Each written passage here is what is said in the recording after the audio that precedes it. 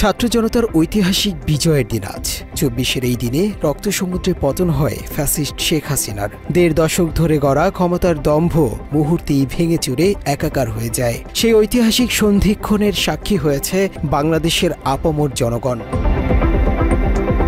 ২৪-এর ১ জুলাই ঢাকা বিশ্ববিদ্যালয় প্রাঙ্গণে গঠিত হয় বৈষম্য বিরোধী ছাত্র আন্দোলন, যে সংগঠনের হাত ধরেই চূড়ান্ত বিজয় অর্জন করে দেশবাসী। আন্দোলন সংগ্রামের প্রাণকেন্দ্র ঢাকা বিশ্ববিদ্যালয়ের সাধারণ শিক্ষার্থীদের গণ অভ্যুত্থানের ১ বছর পূর্ণ হলেও তাদের প্রত্যাশা ও প্রাপ্তির হিসেব মিলেছে কি?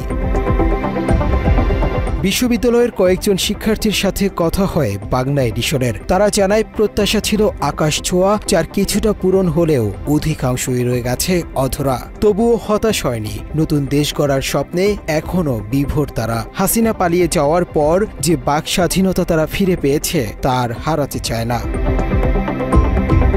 শিক্ষার্থীরা জানায় হাসিনার শাসনামলে যে দুর্বিষহ অবস্থা তারা পার করে এসেছে তার কিছুটা হলেও ভালো আছে। প্রত্যাশা হয়তো পুরোপুরি পূরণ হয়নি, তবে এখন মানুষ কথা বলতে পারছে, নিরাপদে চলাফেরা করতে পারছে, এটাই তাদের কাছে অনেক বড় পাওয়া। নতুন বাংলাদেশে যাতে আর কোনো স্বৈরাচার মাথাচাড়া দিয়ে উঠতে না পারে সেদিকে সতর্ক থাকতে আহ্বান জানায় শিক্ষার্থীরা। তারা বলে সরকার এবং জনগণের সম্মিলিত প্রচেষ্টাতেই কেবল সোনার বাংলা গড়ে তোলা সম্ভব। যদি পাওয়ার হিসাবটা করে ১০০% তো আসলে কোথা থেকে পাওয়া সম্ভব না, কিন্তু হ্যাঁ, হাসিনার আমলে আমরা যে একটা রেজিম দেখছি বা যে একটা সময় পার করছি, সেখান থেকে যদি আপনি শতাংশ হিসাব করেন হয়তো কিছুটা হলেও আমরা এখন ভালো আছি। অ্যাটলিস্ট এখন মানুষ কথা বলতে পারছে, এখন অ্যাটলিস্ট আমি আমার ওপিনিয়ন দিতে পারছি, যেটা সেই সময় অবশ্যই পারতাম না। মানুষের বাক স্বাধীনতা আছে। মাত্র ৩০% টাকায় জমির মালিক হয়ে নতুন বাংলাদেশের গড়ে তোলার স্বপ্ন দেখা বাংলা বসতি। শিক্ষার্থীরা এমন একটি বাংলাদেশ চেয়েছিল যেখানে থাকবে না কোনো রাজনৈতিক কোন্দল, থাকবে না চাঁদাবাজ, লুটেরা কিংবা দখলদারদের রাজত্ব। তবে তারা হতাশার সাথে জানায় তাদের এই চাওয়া এখনো পূরণ হয়নি। দিন যত গড়াচ্ছে দেশের রাজনৈতিক দলগুলোর মধ্যে বিভেদ ততই বাড়ছে।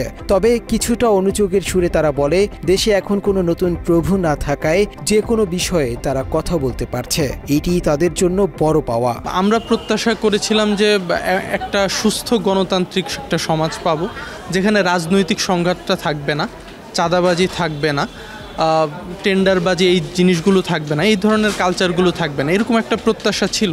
কিন্তু এখানে আমরা দেখতে পাচ্ছি যে রাজনৈতিক দলগুলোর মধ্যে সুস্থ গণতান্ত্রিক চর্চার জায়গায় রাজনৈতিক সংঘাতটা এখনও দেখা যাচ্ছে।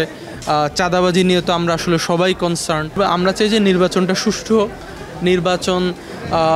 নির্বাচনে যাতে কোনো ধরনের আনফেয়ার প্র্যাকটিস না হয়, কোনো শক্তি ক্ষমতা প্রয়োগের ঘটনা না ঘটে। আমি ব্যক্তিগতভাবে এটাই দেখতে চাই। পাশাপাশি পরবর্তী যে সরকারে আসুক না কেন, আমি চাইবো যে বর্তমান সময়ে আমরা যে এক ধরনের বাক স্বাধীনতা ভোগ করছি, সেই বাক স্বাধীনতা, ব্যক্তি স্বাধীনতা যেন পরবর্তী নির্বাচনী সরকারের আমলেও বজায় থাকে। শিক্ষার্থীরা আক্ষেপের সাথে বলে অন্তর্বর্তীকালীন সরকারকে তারা যতটা শক্তিশালী ভেবেছিল বাস্তবে ততটা না হওয়ায় রাষ্ট্র সংস্কার ও মেরামতের কাজ সেভাবে দৃশ্যমান হয়নি।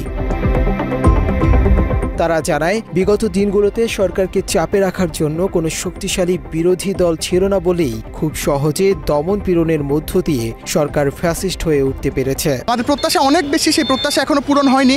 তবে আমার মনে হয় যে প্রত্যাশা পূরণ হওয়া শুরু করেছে।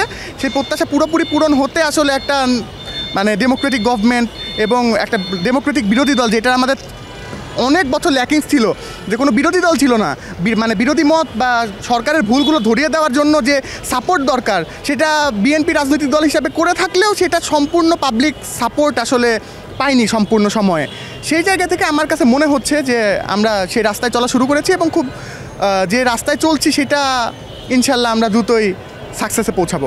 হাসিনার পতনের পর দেশের মানুষের একটাই প্রত্যয় ছিল পুরনো সবকিছু ভেঙে ইনসাফ ভিত্তিক একটি গণতান্ত্রিক বাংলাদেশ গড়ে তোলা। শিক্ষার্থীরা মনে করে নির্বাচন সহ নানামুখী জটিলতায় মৌলিক কোনো সংস্কার না হওয়ায় স্বপ্নের সেই বাংলাদেশ প্রাপ্তিতে বিলম্ব হচ্ছে।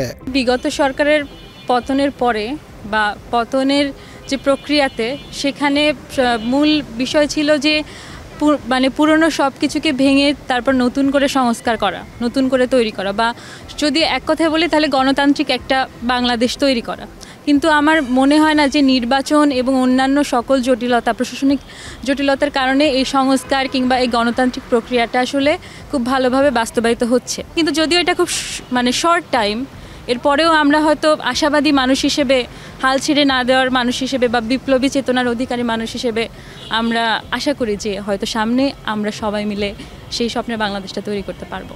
গণ অভ্যুত্থানের 1 বছর পূর্তির এই দিনে মৌলিক সংস্কার শেষে সাম্য ও ন্যায্যতার ভিত্তিতে একটি শান্তি ও সমৃদ্ধির বাংলাদেশ গড়ার প্রত্যাশা সবার।